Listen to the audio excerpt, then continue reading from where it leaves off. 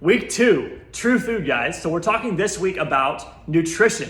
Now, this is a huge theme because when it comes to counterfeit health items, nutrition is one of the things that we can walk through a grocery store. You can be standing in line at the gas station and we can see aisle after aisle, item after item of counterfeit foods. These are foods that when you look at the ingredient list, there's words on there you can't pronounce. When you look at where this actually came from, you see food that was not really grown anywhere. It's not really wasn't designed for human consumption, but yet we're eating it every single day. We're going through the drive-through. You're looking for things of convenience, and so we have to understand ways that we can get away from that, because the more counterfeit foods we take in, the more of an impact it's going to have on your health right now. But the biggest thing is that we're seeing from study after study is the long-term effects of counterfeit foods, artificial ingredients, artificial foods, and we've got to make a move back towards true food. And true food is really designed by, and we're kind of categorizing and looking at 3 basic concepts of what we can use true food as. So one of those that we talk about is that true food is real food. This is stuff that was either grown out of the ground or off of the bush or off of a tree at some point. It was maybe walking around or flying around at some point in its life. This is true food. It's food that was designed for our consumption. It was designed for our bodies to be able to thrive with the nutrition that we can get from consuming those items, whether that be fruits and vegetables or grains and legumes or nuts and seeds or healthy fats and proteins.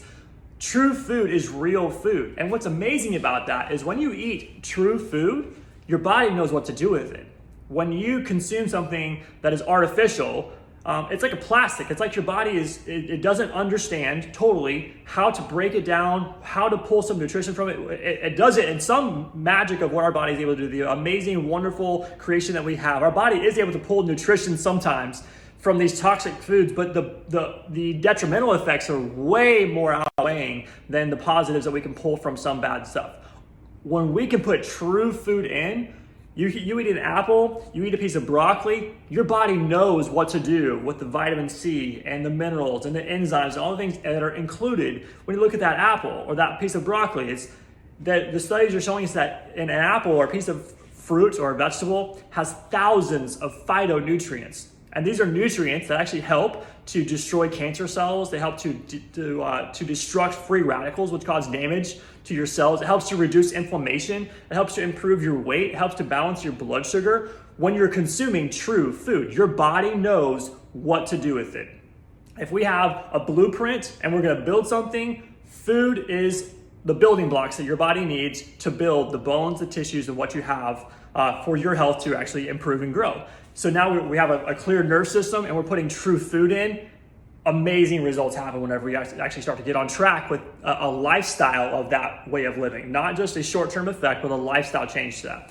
So that's one, is real food. 2 is looking at the food that you eat, that you consume, is it high nutrient density and quality? That's an important aspect of that as well. If you're going to be eating more food, real food, you want to make sure that it's coming from the best source that you can afford to be able to get. That doesn't necessarily mean that everything that you eat has to be 100% organic, but because sometimes finding something that's local can oftentimes be better than even organic. It just depends on looking at where you're getting your food sources from. And so some of that we're going to talk about this week, of different ways you can be able to find good sources of high nutrient dense food, high quality food. Farmers markets are great examples of that we can really find some good stuff, really good nutrient dense quality food. And there's other elements that we're going to talk about this week of how to get high nutrient density quality food. So we have real food, high nutrient density and high quality. And then the third aspect of true food is that we get to truly look at food as medicine. We've been taught since we were kids that when you have something going on, like whether it's a fever or a stomach issue, that we're told to run to the medicine cabinet, right? So we go to the medicine cabinet, we find whatever pill it is that we can find to mask that symptom or make that pain go away.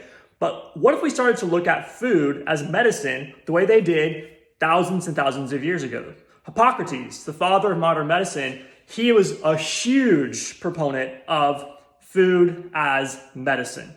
Because your food can either be the most powerful medicine or the greatest toxin that we consume. So we can either literally be like shoveling in food every single day that's either helping us heal or making us die slowly or quickly. It depends on how much of that food you're eating.